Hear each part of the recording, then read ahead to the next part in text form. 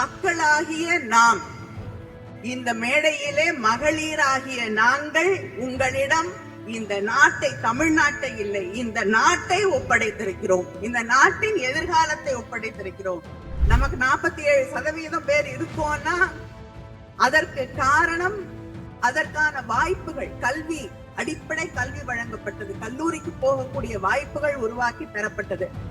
இன்னைக்கு கிராமப்புறங்கள்ல இருக்கக்கூடிய மக்களுடைய 100 நாள் வேலைக்கு கூட உலை வைத்துக் கொண்டிருக்கக்கூடிய ஆட்சி அங்கே நடைபெற்றுக் கொண்டிருக்கக்கூடிய பிஜேபி ஆட்சி. அதுக்கு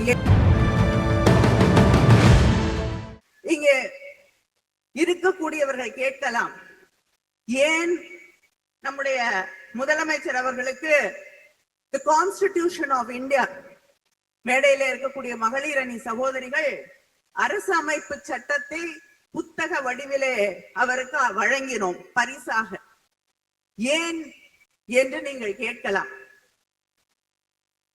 அரசியமைப்பு புத்தகத்தின் முக உரையில் சொல்லப்பட்டிருப்பது we the people, மக்களாகிய நாம். இந்த மேடையிலே மகளிராகிய நாங்கள் உங்களிடம் இந்த நாட்டை, தமிழ்நாட்டை இல்லை, இந்த நாட்டை ஒப்படைத்திருக்கிறோம். இந்த நாட்டின் எதிர்காலத்தை ஒப்படைத்திருக்கிறோம். நம்முடைய அரசமைப்பு சட்டம் நமக்கு தரக்கூடிய செய்தி justice, equality, fraternity and liberty. இதை பாதுகாக்க வேண்டும் என்பதுதான்.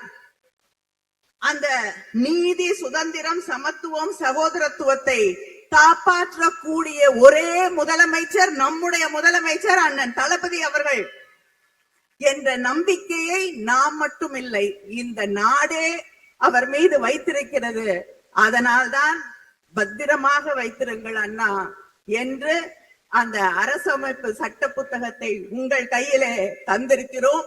இந்த நாட்டை, தமிழ்நாட்டை இல்ல, இந்த நாட்டை பாதுகாக்க வேண்டிய கடமை உங்கள் கைகளில் இருக்கிறது. ஏனென்றால் உங்க குரல் வந்த பிறகுதான் இந்த நாட்டுல உங்களுக்கு பின்னால் தான் ஒவ்வொரு குரலாக அங்கே இருக்கக்கூடிய பாசிச அரசுக்கு எதிராக எழக்கூடிய அத்தனை குரல்களும் உங்களுக்கு பின்னால் அணிதிரக்கூடிய குரல்களாகத்தான் இன்று இருந்து கொண்டிருக்கிறது. அதனால்தான் இந்த நாடு உங்களை நம்பி இருக்கிறது என்பதை நான் திரும்ப திரும்ப திரும்ப இங்கே சொல்லிக்கொள்ள விரும்புகிறேன். 47% உழைக்கக்கூடிய, வேலைக்கு போகக்கூடிய பெண்கள் இருக்கக்கூடிய மாநிலம் தமிழ்நாடு. வேற எந்த மாநிலத்திலும் அதற்கான வாய்ப்புகள் உருவாக்கப்படவில்லை. நமக்கு 47% பேர் இருக்கோம்னா அதற்கு காரணம், அதற்கான வாய்ப்புகள், கல்வி, அடிப்படை கல்வி வழங்கப்பட்டது, கல்லூரிக்கு போகக்கூடிய வாய்ப்புகள் உருவாக்கி தரப்பட்டது.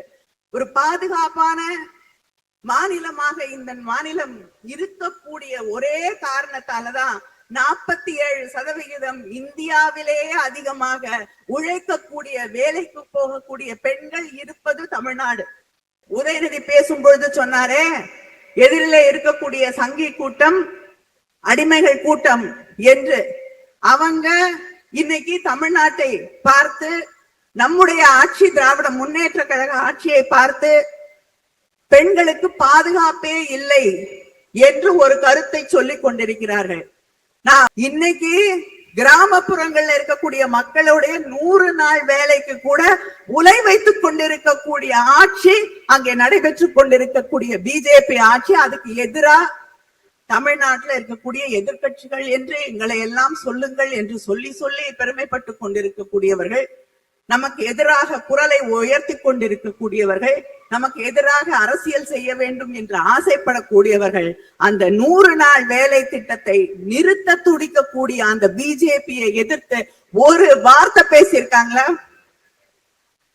அதை எதிர்த்து தொடர்ந்து போராடி கொண்டிருக்கக்கூடிய முதலமைச்சர், இயக்கம் திராவிட முன்னேற்ற கழகம் ஆன்மீகத்தை, இந்த நாட்டிலே மத கலவரத்தை, இந்த நாட்டிலே காழ்ப்புணர்ச்சியை, வெறுப்பை உருவாக்கி அரசியல் செய்து விடலாம் என்று துடித்துக் கொண்டிருக்கக்கூடிய பிஜேபிக்கு சம்மட்டி அடியாக நின்று கொண்டிருக்கக்கூடிய நம்முடைய முதலமைச்சர் அண்ணன் தளபதி அவர்களின் பின்னால் அணிதிரள்வோம், அணிதிரள்வோம்.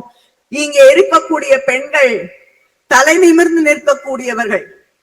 சிலர் நினைக்கலாம், நாம் நம்முடைய பார்வையை உயர்த்தக்கூடாது, கூனி குறுகி நிற்க வேண்டும், அவர்களுக்கு வளைந்து கொடுக்க வேண்டும், அவர்கள் முன்னால் நிற்கக்கூடிய தகுதி இல்லை என்று.